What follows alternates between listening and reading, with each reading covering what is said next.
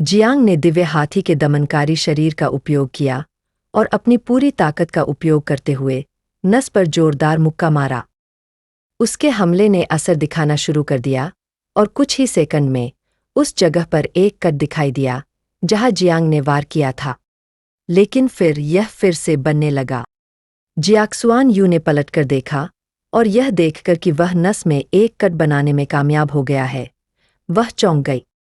एक हैरान अभिव्यक्ति के साथ उसने समझाया कि भले ही नस को नष्ट किया जा सकता है, लेकिन प्राचीन शव इसे बहुत जल्दी ठीक कर देगा। जियांग ने अपनी मुट्ठी कसकर बंद कर ली और उसकी नज़र नस पर टिकी हुई थी। उसने फिर से वार करने की तैयारी की क्योंकि वह इतनी आसानी से हार मानने को तैयार नहीं था। दृढ़ निश्चय के साथ उसने नस पर फिर से वार किया, जिससे वह क्षेत्र टुकड़ों में बिखर गया। अगर वे इसके मेरिडियन में प्रवेश नहीं कर सकते थे, तो वे सबसे अधिक सुरक्षित बाहरी निकास को भी नहीं तोड़ पाएंगे। अब आसान बाहरी अग्रिम के बजाय आंतरिक अग्रिम सबसे अच्छा तरीका था। जियांग ने फिर से अपनी शक्ति का इस्तेमाल किया और नस पर एक और जोरदार मुक्का मारा, जिससे उस क्षेत्र में धुएं का एक बड़ा पर्दा बन गया। जियांग के हमलों ने असर दिखाया और नस में एक बड़ा छेद दिखाई दिया। यह देखकर जियांग, जिसने अपनी मुट्ठी बंद कर ली थी और शांत भाव से फिर से वार करने के लिए तैयार था, उसे एहसास हुआ कि अब अंदर जाने का समय आ गया है। नस के फिर से पुनर्जीवित होने से ठीक पहले जियांग अंदर घुस गया और उसे उसके लौटने का इंतजार करने के लिए कहा। जियाक्सुआन यू ने पलटकर देखा और यह देखकर कि जियांग अंदर घुसने में कामयाब हो गया है, उसकी आंखें आश्चर्य और चिंता से भर गईं। उसने उसे सावधान रहने के लिए कहा। समूह के दो लोगों ने अपने हाथ आगे बढ़ाए और जानवरों को पीछे हटाने के लिए एक ढाल बनाने के लिए अपनी शक्तियों का इस्तेमाल किया। जियाक्सुआन यू ने पलटकर गंभीर नज़र से समूह के दो पेशेवर टैंक लू यीफेई और सोंग यूमिंग से बाईं ओर लड़ने और डटे रहने के लिए कहा। लू यीफेई ने अपना सिर हिलाया। वह दूसरों की ओर चलने लगी, एक तरफ हाथ बढ़ाया और सुमनमन और निंगबोझांग कुजिंग को आदेश दिया कि वे बाईं ओर की देखभाल करें जबकि वह और सुजिया दाईं ओर की देखभाल करेंगे। यह आदेश सुनकर पुरुषों में से एक बाईं ओर जाने लगा। समूह के सदस्यों ने जानवरों को विभिन्न दिशाओं से हमला करने से रोकने के लिए पीछे एक ढाल और दोनों तरफ दो भाल बनाए। खूनी जानवरों का एक झुंड दिखाई दिया और समूह को घेर लिया।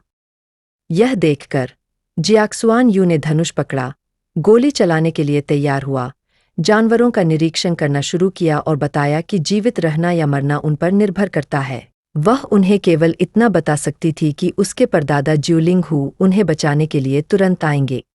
आशा की एक किरण देखकर समूह के सदस्य उत्साह से भर गए। दिव्य शव के प्रवेश द्वार पर संरक्षक जियाक्सुआन यू के पिता के कार्यालय में गया और बताया कि उसने समूह से संपर्क खो दिया है। यह सुनकर उसके पिता की आंखें चिंता से भर गई। उन्होंने दोनों हाथ अपनी मेज के ऊपर रखे और उलझन भरे भाव से पूछा कि वास्तव में उनका संपर्क कब टूटा था। संरक्षक ने जवाब दिया कि उनका संपर्क 3 मिनट पहले ही टूटा था, जब अचानक अंदर ऊर्जा में उतार चढ़ाव हुआ, ऐसा कुछ जो पहले कभी नहीं हुआ था। उन्होंने दिव्य निवास में प्रवेश किया था और पाया कि शव बाहरी दुनिया से पूरी तरह से अलग था। संरक्षक की आंखें गंभीरता से भरी थीं। उन्होंने पिता की ओर देखना शुरू किया, यह समझाते हुए कि अजीब बात यह थी कि प्राचीन देवता का शव गायब नहीं हुआ था और अभी भी अपने मूल आयामी स्थान में था, और बछड़े की जुड़ी हुई स्थिति अभी भी उनके गठन की सीमा के भीतर थी। पिता कुछ हद तक आश्चर्यचकित, बिना किसी बाधा के चुपचाप सुनते रहे। वह फिर से बैठ गया, अपना हाथ मेज पर टिका दिया और उसकी निगाहें भय से भर गईं क्योंकि उसे याद आया कि जी परिवार को बछड़े की ओर जाने वाले मार्ग को खोलने में 100 साल से ज्यादा लग गए थे और अब अपने बल से बाहर से प्राचीन देवता की रक्षा को जबरन तोड़ना असंभव था। उसने संरक्षक को आदेश दिया कि वह इस बारे में बुजुर्ग को सूचित करे ताकि वह जल्द से जल्द वापस आ सके। अब वे केवल उसे खोज सकते थे और उसने जियांगन के गुकाइशिन को सूचित करने का भी फैसला किया। जैसे ही जियांग ने नस को पार किया, खूनी जानवरों की एक भीड़ दिखाई दी, लेकिन उसने अपनी तलवार खींची और एक भेदी नज़र से उन्हें एक एक करके मारना शुरू कर दिया। जाई ओजय भी प्रकट हुआ और क्षेत्र के सभी जानवरों को मारना शुरू कर दिया। दिव्य तलवार का उपयोग करते हुए जियांग ने फिर से जानवरों में से एक पर हमला किया, उसके शरीर को टुकड़ों में काट दिया। अब क्षेत्र लाशों से भर गया था। जाई ओजय ने अपना हाथ जानवरों में से एक की पीठ पर रखा और शांत नज़र से फैसला किया कि अब यह जंक फूड नहीं खाएगा, क्योंकि बाद में उसके लिए स्वादिष्ट भोजन इंतजार कर रहा था। जियांग की आंखें दृढ़ संकल्प से भरी थीं और बिना ज्यादा प्रयास के उसने इलाके के सभी जानवरों का नरसंहार करना शुरू कर दिया। किसी दूसरी जगह हवा में नीले ड्रैगन उड़ रहे थे। वहां एक सफेद बालों वाला आदमी पानी से बनी जादुई गेंद के जरिए जियांग को देख रहा था। उसके लिए यह अप्रत्याशित था। उसने अपने भाई मैन को समझाया, उसने कभी नहीं सोचा था कि इंसानों में इतना प्रतिभाशाली बच्चा होगा। उसके बगल में एक ड्रैगन था जिसने जादुई गेंद को बुलाया था। वह जियांग को गौर से देखने लगा और भाई डुआंगसू से कहा कि यह सच है। तबाही से बचने के लिए उसने अपनी मौत का नाटक किया और समुद्र पार कर गया, अपना दिल छिपाया और नए युग की प्रतीक्षा की। डुआंगसू का दिल सैकड़ों सालों में नहीं खोजा गया था, लेकिन अब यह एक बच्चे को मिल गया था। डुआंगसू ने जादुई गेंद की ओर हाथ बढ़ाया, जिससे जियांग के कीड़े दिखने लगे। उसने समझाया कि जियांग कोई साधारण बच्चा नहीं था, क्योंकि उसने बहुत शक्तिशाली कीड़े छोड़े थे जो सभी प्राकृतिक आपदाएं थीं, और यहाँ तक कि उसके पास 9 मियास्मा पंख भी थे। वह जानता था कि जियांग की हरकतें साधारण नहीं थीं, लेकिन अब जब जगह बंद हो गई थी तो यह एक मृत अंत था। उसने जादुई गेंद को नियंत्रित करना शुरू कर दिया, और जब दोनों जियांग की अगली चाल को देख रहे थे तो डुआंगसू ने बताया कि जियांग के बारे में और भी अजीब बातें थीं। उसे चिंता थी कि वह सचमुच उसके दिल को छू सकता है, लेकिन अब वह सिर्फ खूनी जानवर बना सकता था। लेकिन फिलहाल ऐसा लग रहा था कि जानवर उसे रोक नहीं सकते। वह जानता था कि अगर जियांग ने उसके दिल को नष्ट कर दिया तो वह उन्हें शरण नहीं दे पाएगा, और उसे डर था कि वे सभी गायब हो जाएंगे। नानलोंग ने अपनी हथेली में एक नीली लौ को बुलाया, उसका निरीक्षण करना शुरू किया और एक आत्मविश्वास भरी मुस्कान के साथ डुआंगसू से कहा कि चिंता न करे, क्योंकि उसके पास अभी भी अपने मूल का बहुत कुछ बचा हुआ है। इसलिए एक बच्चे को मौत का श्राप देना उसके लिए कोई समस्या नहीं होने वाला था। जियांग ने खूनी जानवरों की भीड़ को खत्म कर दिया, लेकिन और भी दिखाई देने लगे और अंतहीन लगने लगे। हमारा लड़का, जो अपने हाथ से अपना मुंह पोंछ रहा था, उसने महसूस किया कि खूनी जानवर लगातार मजबूत होते जा रहे थे। अब तो 150 के स्तर पर भी कुछ थे। उसे डर था कि जियाक्सुआन्यू के साथ सब ठीक नहीं चल रहा है। उसे जल्दी करने की जरूरत थी, नहीं तो कुछ बुरा होने वाला था। झाओक्सिया, जो उसके सामने था, अपनी उंगली से आगे की ओर इशारा करने लगा और एक गंभीर भाव के साथ अपने पिता से हृदय तक पहुंचने के लिए आगे की ओर जाने के लिए कहा। यह सुनकर जियांग जल्दी से आगे बढ़ गया।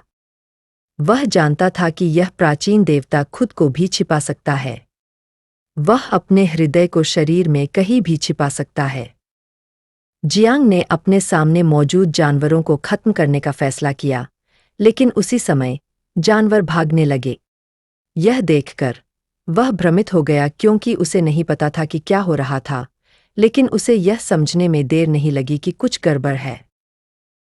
जियांग की आंखें आश्चर्य से भर गईं और वह घबरा गया, क्योंकि उसकी चेतना का सागर अचानक अंधेरा हो गया था। अब वह पैतृक वृक्ष भी नहीं देख सकता था। जियांग की निगाहें डर से भर गईं। उसे नहीं पता था कि क्या हो रहा है।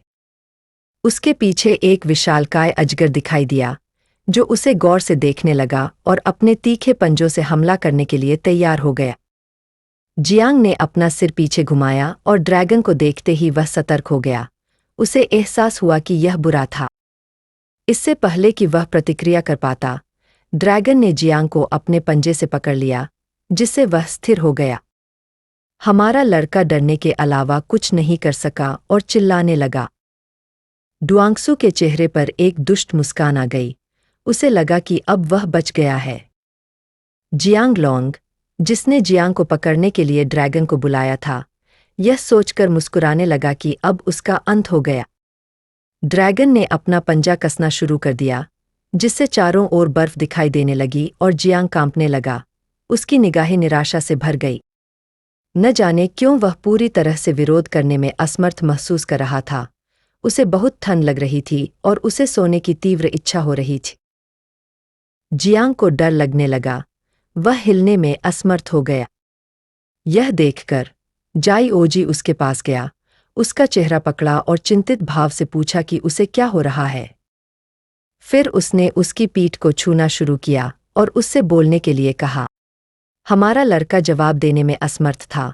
यह शर्म की बात थी क्योंकि वह कोई आवाज नहीं निकाल सकता था। उसी समय जियांग ने अपनी उंगली पर जो अंगूठी पहनी हुई थी वह चमकने लगी, जिससे बर्फ टुकड़े टुकड़े हो गई। अंगूठी की शक्ति इतनी शक्तिशाली थी कि ड्रैगन का पंजा भी टुकड़ों में फट गया। उस पर एक अज्ञात इकाई का अभिशाप हमला हुआ था और वह स्टार भगवान के दिल से सुरक्षित था। और अब स्टार भगवान के दिल को बहुत ज्यादा आघात लगा था और वह क्षतिग्रस्त हो गया था। यह देखकर ड्रैगन की आंखें क्रोध से भर गई। जियांग ने आकाशीय तलवार निकाली और ड्रैगन को गौर से देखने लगा। स्टार भगवान का दिल वह अंगूठी थी जो महान सपने देखने वाले ने उसे पहले दी थी। उसे अभी अभी एक अभिशाप मिला था जो सीधे आत्मा की उत्पत्ति को लक्षित करता था, यहाँ तक कि सभी चीजों के पैतृक पेड़ को भी दरकिनार कर देता था।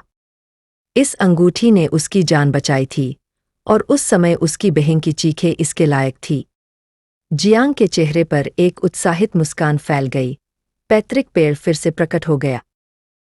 जियांग ने बदला लेने के लिए तैयार ड्रैगन को गौर से देखना शुरू कर दिया।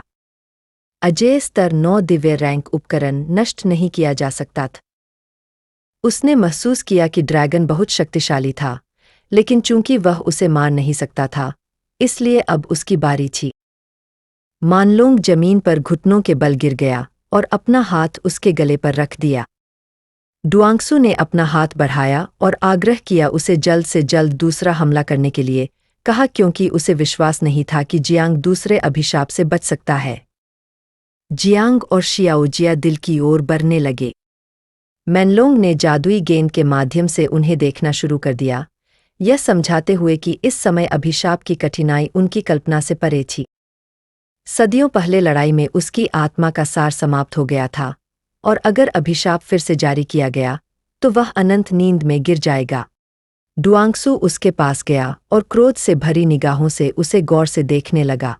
अनिश्चित निगाहों से मैनलोंग ने पूछा कि क्या वह उसे खा जाएगा या अनंत नींद में गिरने के बाद उसे पुनर्जीवित करेगा। जवाब में डुआंगसू ने एक दुष्ट मुस्कान दिखानी शुरू कर दी।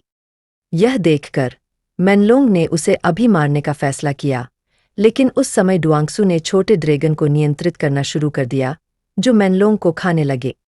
उसकी आंखें निराशा से भर गईं क्योंकि वह नहीं जानता था कि वह इन राक्षसों को कैसे नियंत्रित कर सकता है। मारे न जाने की भीख मांग रहा था। डुआंगसू, जिसने अपने हाथ अपनी पीठ के पीछे रखे थे, ने उसे चुपचाप देखना शुरू किया। जवाब दिया कि बहुत देर हो चुकी है। उसने अपना हाथ बढ़ाया और मानलोंग की शक्ति का उपभोग करना शुरू कर दिया और एक आत्मविश्वास भरी मुस्कान के साथ जियांग को नष्ट करने का फैसला किया ताकि वह उसके आखिरी दिल को नष्ट न कर सके। वह बर्बर ड्रैगन के सार का उपयोग जियांग की आत्मा में कर्म लगाने और उसे यहाँ आने के लिए मजबूर करने के लिए करने जा रहा था, और उस पल जियांग उसका होने वाला था। जियांग और झाओ जिया चौथे दिल तक पहुंच गए, जो बहुत बड़ा था।